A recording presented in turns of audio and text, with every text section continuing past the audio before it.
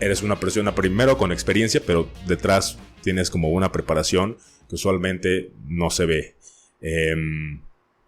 La primera pregunta que me surgió es, ¿por qué prepararse tanto? O sea, ¿por qué estudiar tanto? ¿Por qué le dirías a la gente que debe de prepararse y estudiar más de lo que usualmente se debe hacer, que es llegar a una licenciatura y usualmente ya, ¿no? Es una muy buena pregunta y déjame también, les comento a todos que hice mi tarea también, mi labor de inteligencia, sí. Y me llamó mucho la atención el podcast, porque el podcast lo que busca es como un punto de inflexión, ¿no?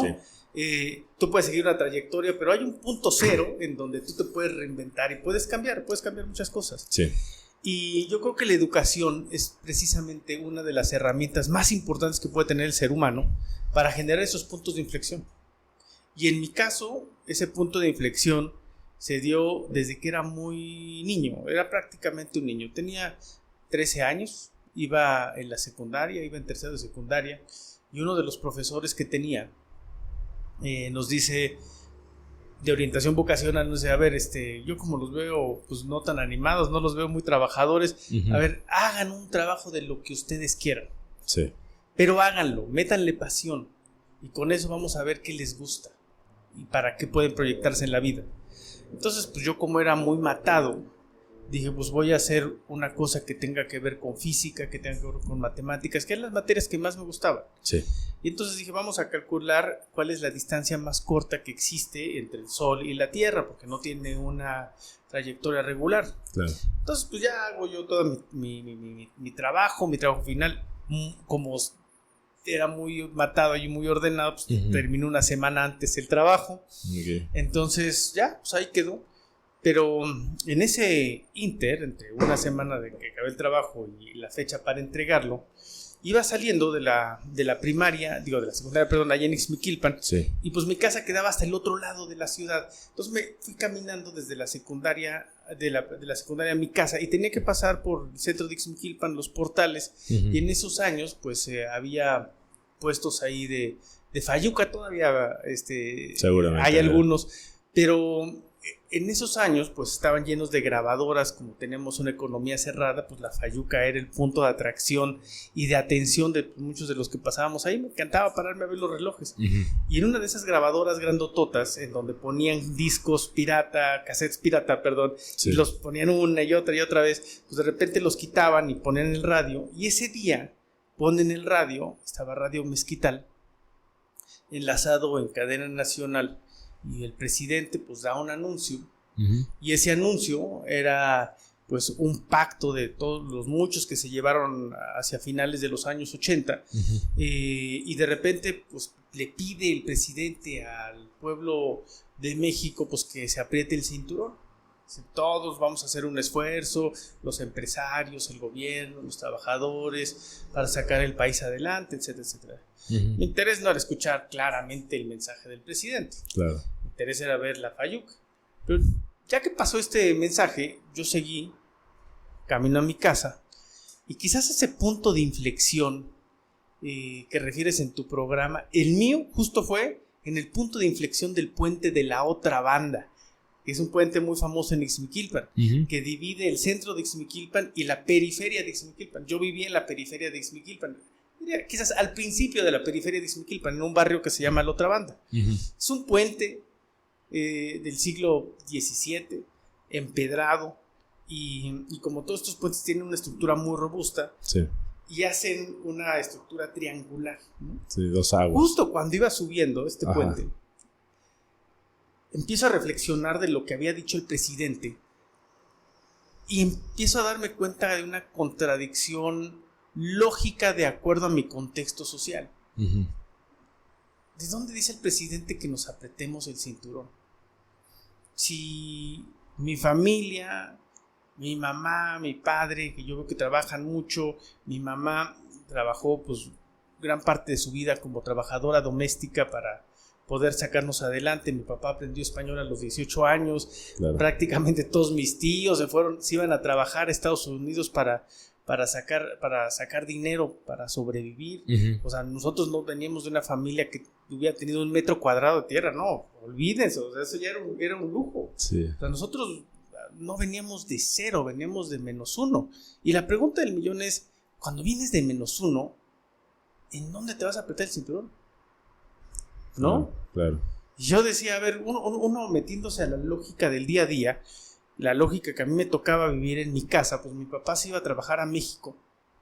A mí me tocaba llevarlo a las 3 de la mañana en una bicicleta que teníamos a la orilla de la carretera para que tomara su camión, ¿no? Sí. Y llegara por allá a las 7 de la mañana en la Central del Norte y después se fuera a trabajar y así te la aventabas toda la semana, y una vez que terminas tu jornal, pues te vas a dormir en las periferias de la ciudad y luego regresas al otro día, te avientas tu jornal y después de eso, el sábado regresas a las 2, 3 de la tarde cuando sales Central del Norte, los camiones llenísimos. Yo creo que muchos de los que nos escuchan y vivieron esto lo saben.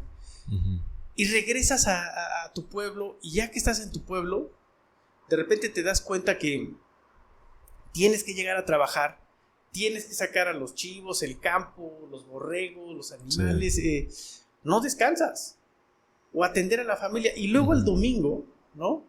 Si les gusta el fútbol, pues se van a echar la cascarita llanera y el fútbol, unas cervecitas, uh-huh. Comida familiar, arreglas 2, 3 temas, te duermes muy temprano porque el día siguiente a las 3 de la mañana tienes que estar ya listo para tomar el camión de lunes que te mete de nuevo esa rutina. Uh-huh.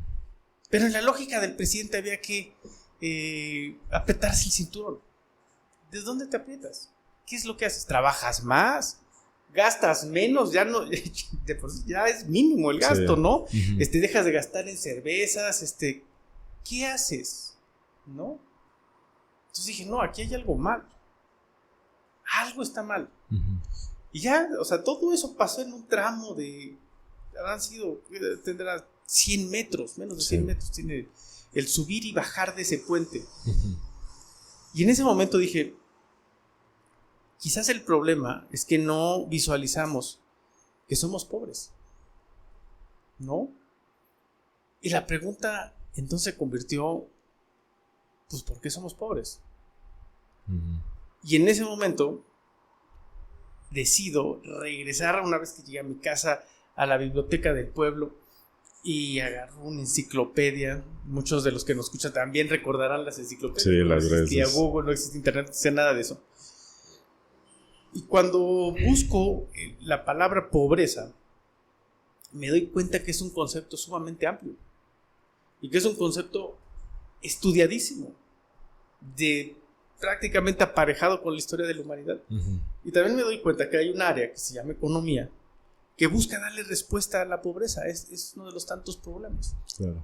Entonces me doy cuenta que la economía, una vez que me meto a leer, a ver el significado de economía, uh-huh. combina las matemáticas, las ciencias sociales, la historia, y dije, es que esto es lo que a mí me gusta. Entonces dije, a ver, adiós trabajo de física y matemáticas, yo quiero estudiar economía. Y conforme te vas dando cuenta, vas avanzando a lo largo de la vida académica, te das cuenta que los grandes problemas requieren mucha preparación y mucha técnica. Hace unos días, semanas, uh-huh. estaba en Oxford, me invitaron a dar una conferencia en la Universidad de Oxford, y uno de los chavos que estaba ahí dice, no, es que aquí en Oxford es increíble, la verdad, tenemos compañeros que están viendo cosas del origen del universo y tenemos otros compañeros que están viendo cuestiones genómicas para cómo crear células madre para dar vida. Pero no, es increíble que no podamos resolver problemas como la pobreza.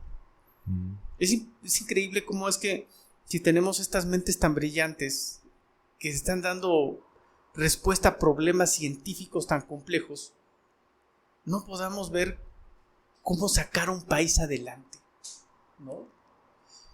Y los escuchaba y entendía su frustración, ¿no? Y ahí es donde te das cuenta que lo que necesitas para acabar con la pobreza, para sacar un país adelante, una comunidad, un estado, un municipio, es que necesitas realmente mucho talento. Necesitas a las mentes más brillantes enfocadas para lograr ese objetivo. Porque es un problema como todos los problemas. Es un problema al igual que la ciencia, ¿no? Sí. Entonces me preguntas, ¿por qué ¿por qué la preparación académica o qué te ha impulsado a eso? Pues en una etapa determinada es el tener buenas bases, ¿no? Sí. Para poder generar buenas conclusiones. Alguna vez un profesor en el ITAM, varios compañeros le preguntábamos, ¿no? En uno de estos recesos entre clases, era una clase como de 4 horas, entonces hacía un receso y le preguntaba a un compañero, oiga, doctor, era doctor en economía, es doctor en economía por la Universidad de Stanford. Sí. Y el cuate es un genio. Para mí es de las personas más inteligentes, este profesor que tuve. Y le preguntaba a este compañero, oiga, ¿sirve de algo un doctorado para el servicio público? ¿Usted cree que sí vale la pena?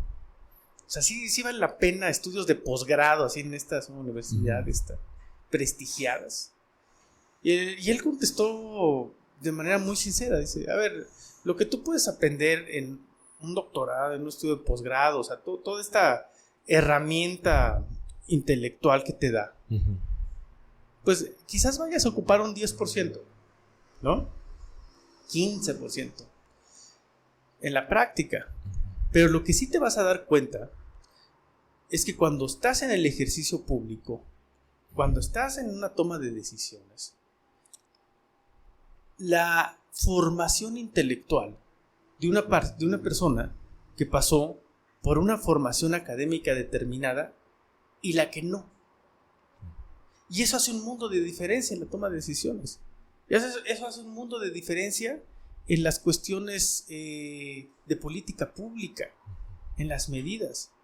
Necesitas una formación metodológica, necesitas un rigor también para diferenciar entre las cosas que pudieran parecer intuitivamente muy sencillas y muy directas y de las que no. Claro. ¿No?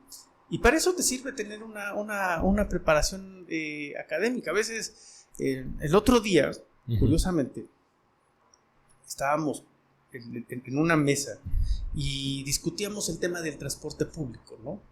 Sí. Y quizás este sirva como ejercicio para reflexionar con los que nos están viendo y escuchando.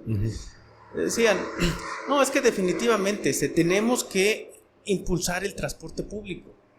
Y alguien en la mesa dijo, no, es que para impulsar el transporte público pues realmente lo que se requiere es que sea un precio muy barato, ¿no? Sí. Es más, debería ser el transporte público gratuito. Y como que en primera instancia todo el mundo dijo, sí, pues es que el transporte público gratuito haría que más gente lo utilizara, más gente dejara su vehículo y tuviera más demanda del transporte público, ¿no?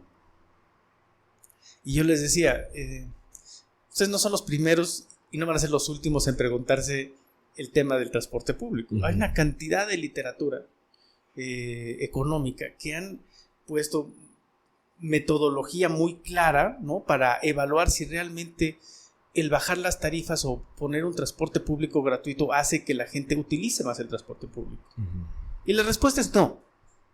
Y no es en un país, sino es en varios países desarrollados, países en vías de desarrollo, países de todo tipo, latitudes, culturas y demás. Realmente eso no te lleva a que utilices más el transporte público. ¿Por qué?